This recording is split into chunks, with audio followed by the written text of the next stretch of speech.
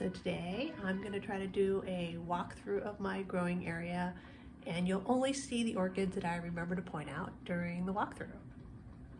So I'm going to start by the door on the south side of my growing area. And this year I put up a shelf against the wall here. It's pretty shady. And I have, as you can see, a bunch of stuff blooming. It's a giant bin of nobly typed dendrobiums that I don't quite know what to do with, so they're just basically hanging out in this bin down here.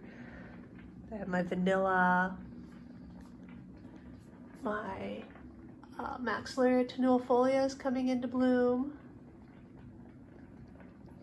And then I'm going to swing past the south side to my first outer shelf. There's the top there, and my Guatemalensis is at the top, and my Fred Colocar After Dark's in front of it.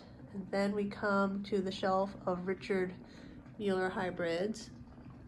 And then coming down the shelf, we get into other assorted Cataleas. I have lots of stuff hanging off the shelf, like this Stanhopea basket, which I've then dumped various Carter and Home orchids right on top of it. And then more Cataleas in semi-hydro. And then here are my seedlings that I meant to protect somehow from Pinto because he kept eating them, but it's never happened. And then down in the front right here, I have more nobly type dendrobiums, all in bloom, and my repotted Catasetum, Clowesia, Mormotes, etc. hybrids, and my one gigantic Angraecum right there. And then I gotta turn around, so swing this way, and I have my two IKEA racks for my hanging plants. And this is Cattleya nobilior in bloom. And even though I tried to keep most of the plants here on the front, if you look closely, you can see that I do have a few hanging around the back side. And this rack actually mostly stays, so here they are around the back.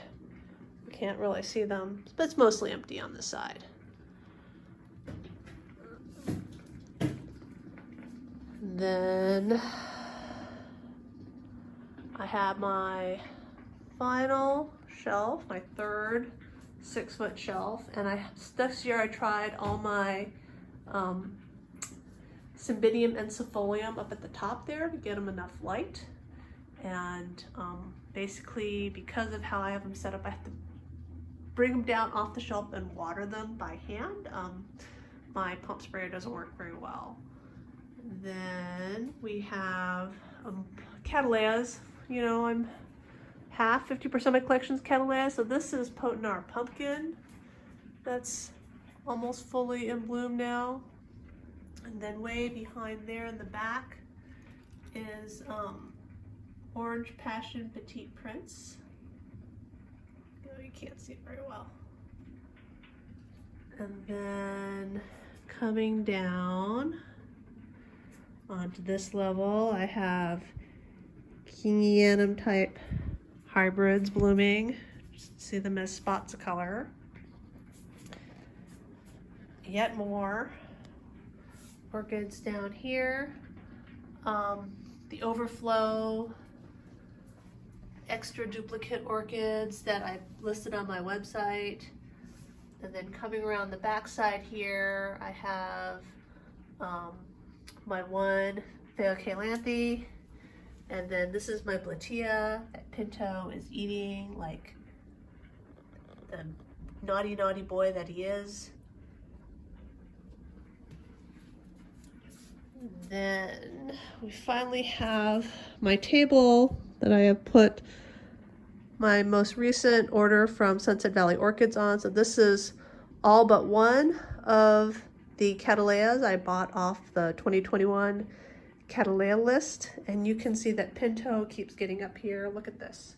See that right there? He is totally eating this.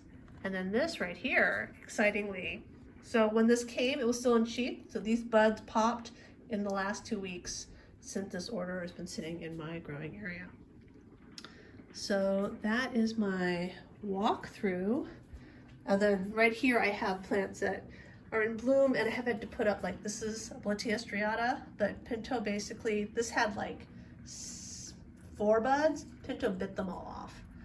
And you can just see he's really been barbering this. He's basically chewing the greens and then he's spitting them out.